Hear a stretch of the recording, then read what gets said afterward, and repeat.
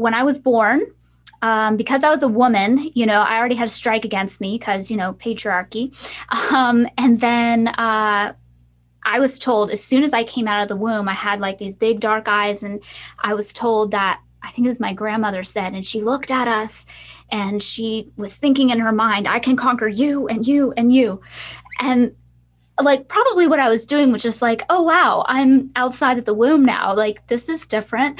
I don't know what I was thinking or if I was able to think that young, but they would ascribe different ideas and personifications to me as an infant that weren't really practical. So, that's just day one, being born. I'm already being seen as I'm looking who I can conquer in the family. And then I was told that I used to cry a lot as an infant. And I don't know, maybe I had colic. I'm not sure. Babies cry. That's a thing. But my family was so disturbed by the crying that they believed I was possessed by a demon.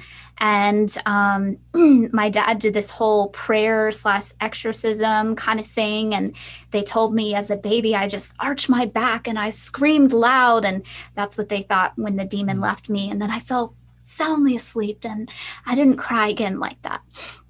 So things like that I can't remember, but as a child, you're being told, you come out of the womb, you're looking for a fight. We think you've got a demon in you. And then you're continually told through your childhood as you're trying to assert your independence as children do, that no, that's rebellion.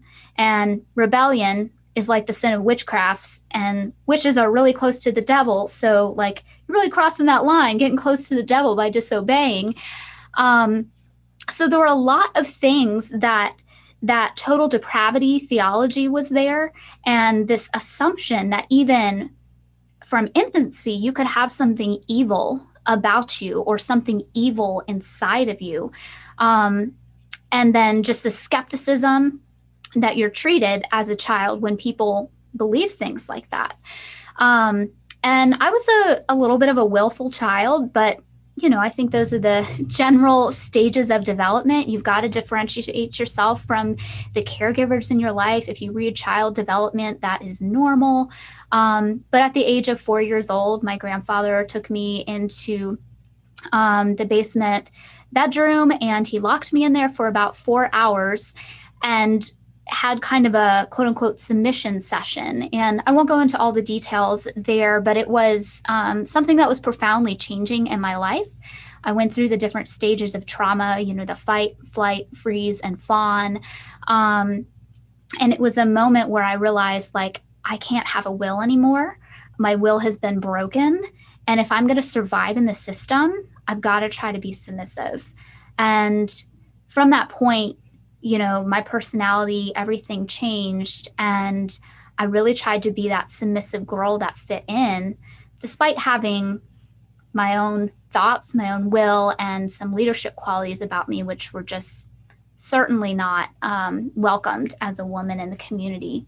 I'm happy to share other details, Sure. but I think that was the story you're alluding to. Yeah, no. Yeah, it was a unique one because it's not something, I'll definitely want to dive into breaking the will of a child. That's something that is very common in a lot of IFB circles. But the exorcism stood out because it's something that I haven't heard much of. That was something, it's something that gets met with varying, responses when you would hear people talk. And I remember I was in the back of my church growing up, and I remember one of the guest speakers was talking to someone, and he told a story about he's a well-known speaker. I won't name him here just because it was weird, but it's not really relevant. But he basically was telling a story about like a pastor who was dealing with a demon in his church, and he cast it out and it went into the nursery and they heard laughing from the nursery or something. It was a weird story, but that's the only time I ever heard something like that laid out. Most people were like, it's not something that really happens now. It's, that was, it's just it's very interesting how different people deal with it. But that part stood out specifically. I thought that was a unique element to your story. It raises the question in my mind, and this goes into breaking the will of a child. Who were the influences on your grandparents in these churches? Like, were there, Michael and Debbie Pearl's name comes up when you think about, discipline and things like that with children. The mother needs to understand if she takes away her husband's authority, even by a face, even by making a pitiful look appeal to her husband, she is taking away all authority from that child's life. If that child is going to have authority, mother, you got to let that man be the authority. I'm going to get this rod. If he screams too hard with the first 5, gets hysterical, wait. You know, a little psychological terror is sometimes more effective than the pain. Thumping him on the head, you're worried about that? Give me another question. We talked about that. Carry him home and train him. Give me another one. How do you handle a father who will not take his part in discipline? When he does discipline, it's out of anger. Make love to him. If your husband is an angry man, make love. Get rid of his frustration. Make him happy. All right, another question.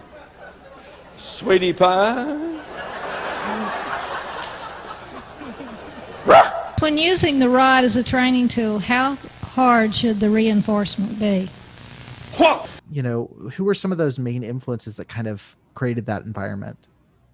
Sure. So, you know, I'm not sure everybody that my parents and grandparents had read, but I do know Bill Gothard was somebody that, you know, they looked up to in the beginning, and a lot of his teachings. I think later down the road, as our church progressed, this is probably more like when I was, you know, 16, 17-ish, our church turned kind of hardcore Calvinist, which was an interesting transition thing.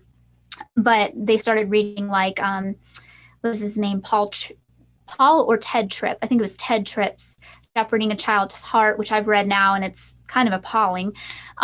So I'm not entirely sure where all their influences came from, but I do know the name Bill Gothard came up, and that my parents had gone through some type of a premarital training thing, I believe. This is just from my trying to recall. But, you know, I think a lot of it was you just hear other preachers. And my grandfather, he was never the lead pastor. He was always like, you know, a little bit lower down the totem pole. Eventually he got to like the second pastor up. But I'm guessing a lot of that influence came from those pastors, because my grandparents were not very religious until a little bit later in their lives. So my mom didn't start going to this church, so she was probably like her, I don't know, early teen years, I would guess. So I'm thinking a lot of the influence maybe came directly from the church.